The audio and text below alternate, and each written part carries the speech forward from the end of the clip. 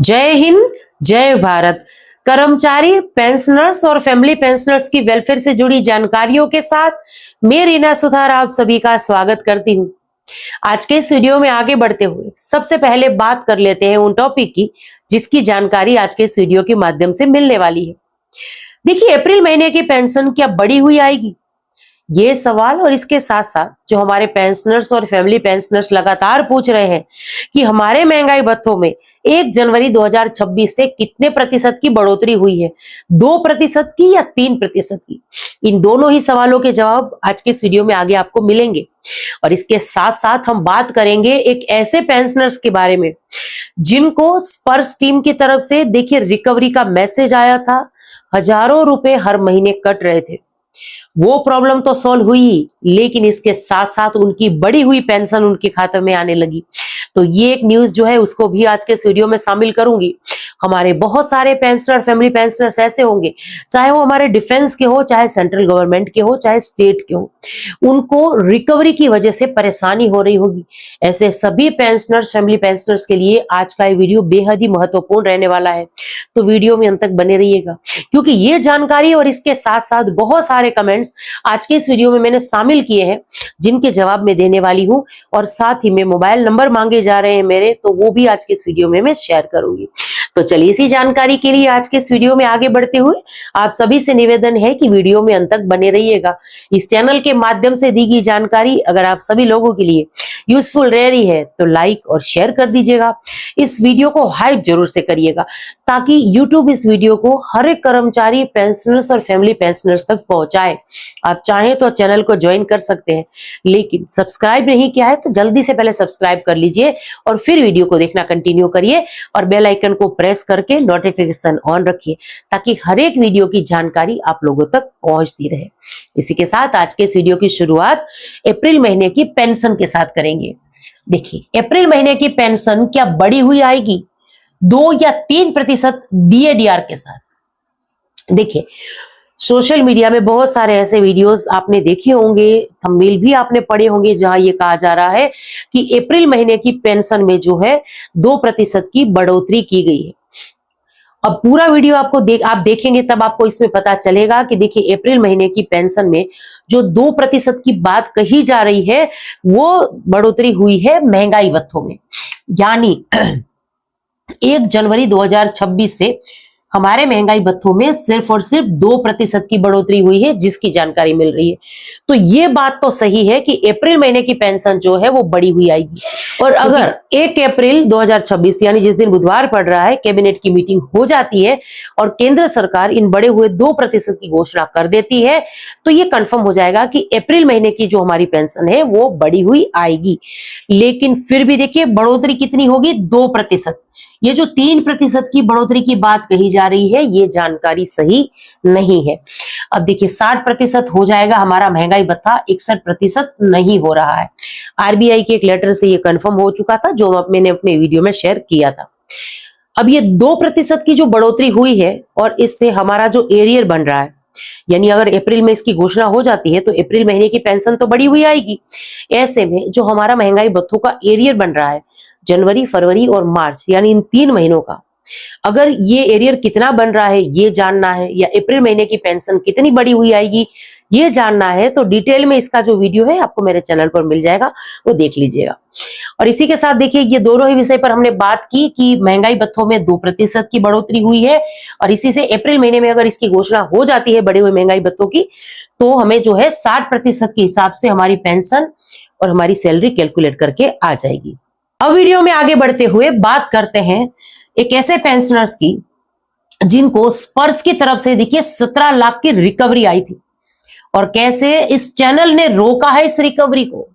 सिर्फ इस चैनल को देखते रहने की वजह से या चैनल के साथ जुड़ने की वजह से इस पेंशनर्स को यह फायदा हुआ कि 17 लाख की जो रिकवरी है ये बिना किसी कोर्ट केस के रिकवरी रुक गई।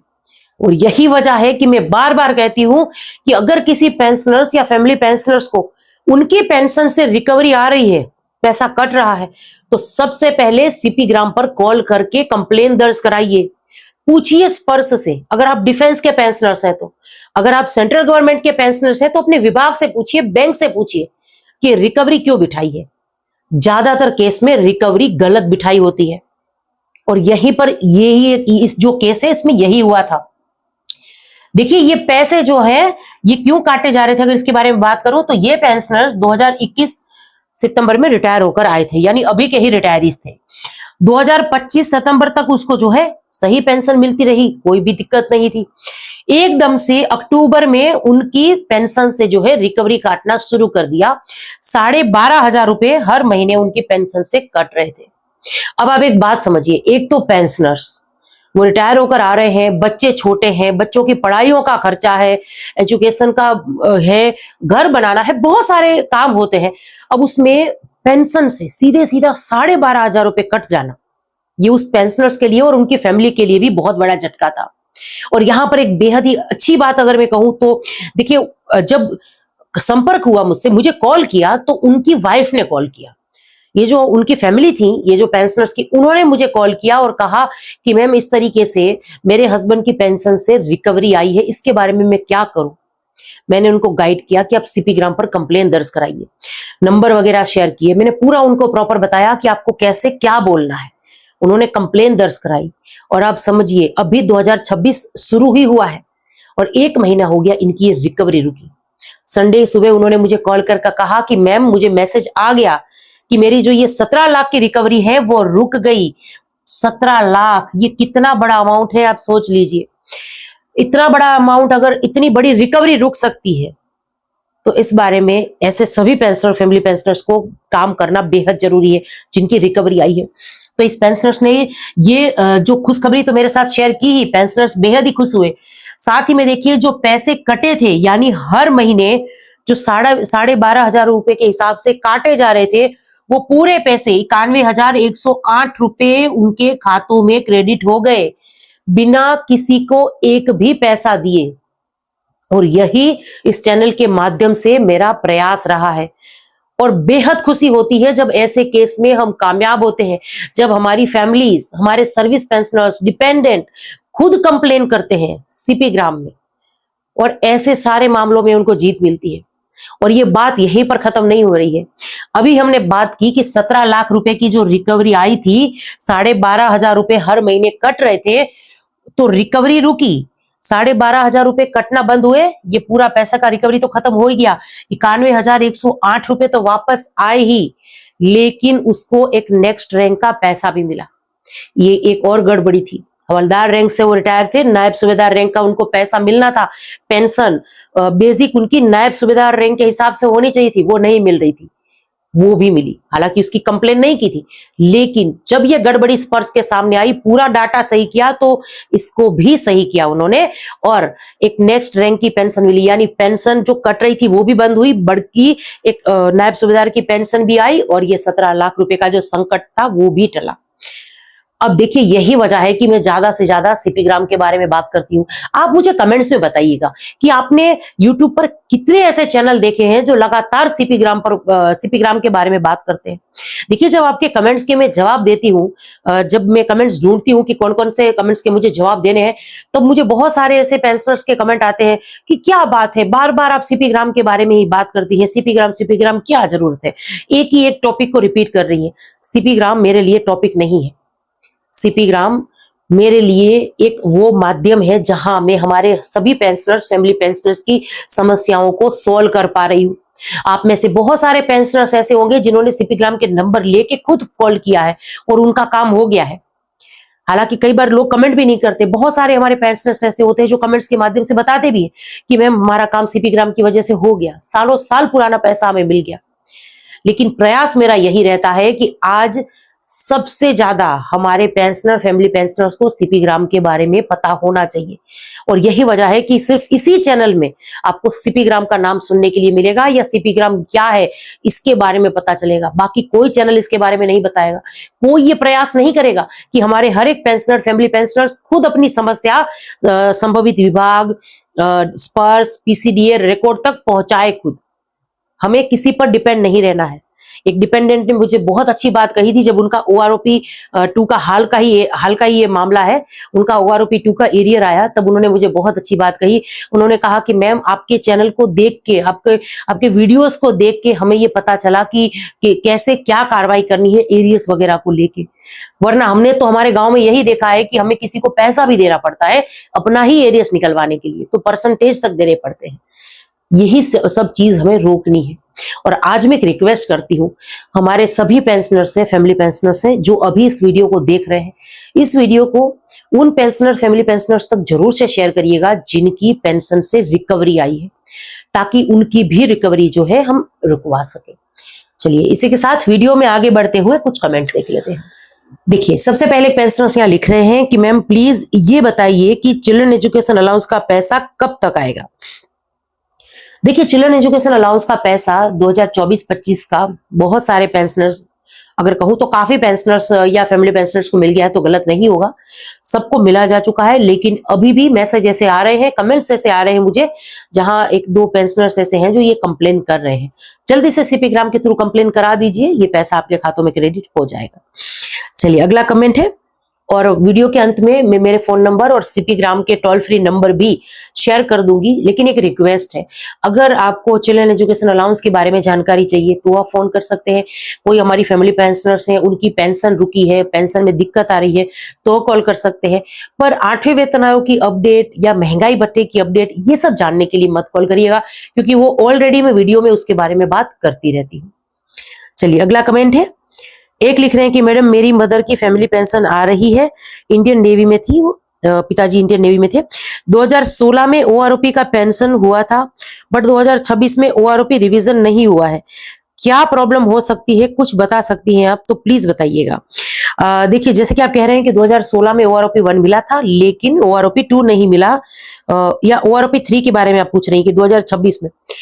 देखिए सर, OROP 2 आया था 2019 में, हालांकि जो पेंशन वगैरह रिवीजन होनी थी तो सर्कुलर वगैरह आते आते 2022-23 हो ही गए थे, तो तब ये पैसा आया है। बाकी 2024 में OROP 3 आई है, तो हो सकता है कि आपका OROP 2 और OROP 3 दोनों का ही पैसा बाकी हो, माता जी का पेंशन में रिवीजन नहीं हुआ हो। तो जल्दी से इसको लेकर आप कंप्लेन दर्ज करा दीजिए, कार्रवाई खुद ब खुद हो जाएगी, पैसा आपके खातों में क्रेडिट हो जाएगा।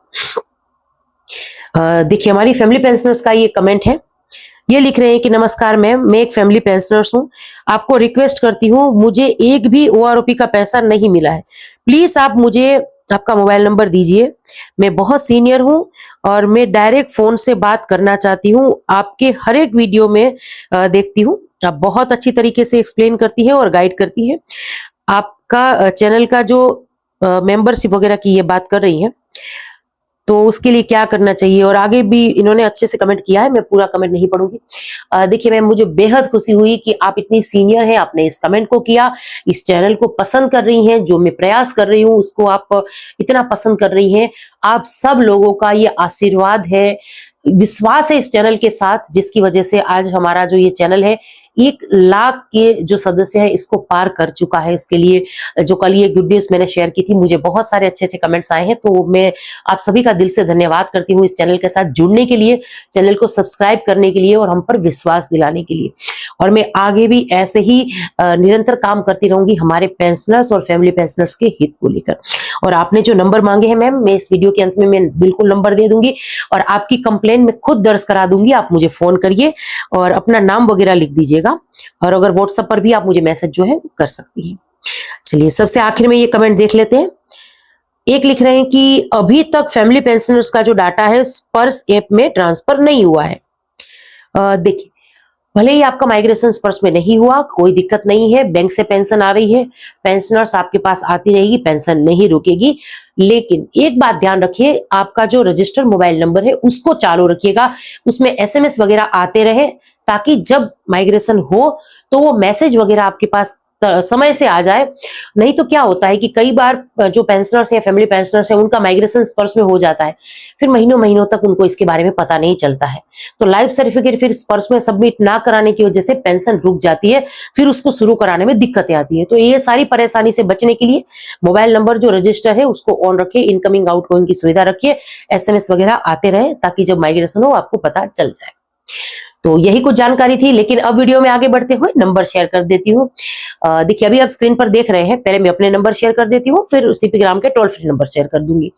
9157075843 ये मेरे फोन नंबर है, व्हाट्सएप नंबर भी यही है, और सीपी ग्राम के टोल फ्री नंबर है 1800111960। आप डायरेक्ट सीपी ग्राम पर भी कॉल करके आपकी कंप्लेन दर्ज करा सकते हैं। बेहद ही आसानी से आपका जो हक है, आपका पैसा, कोई एरियर को लेकर समस्या है, एमएससीपी नहीं मिल रही है, तो वो काम भी सीपी ग्राम के थ्रू जरूर से हो जाएगा। तो चलिए यही कुछ जानकारी थी जिसको लेकर आई थी। ये जानकारी आप सब लोगों को कैसे लगी कमेंट्स के माध्यम से जरूर से शेयर करिएगा। और इसी के साथ आज के इस वीडियो से विदा लेती हूँ। जय हिंद।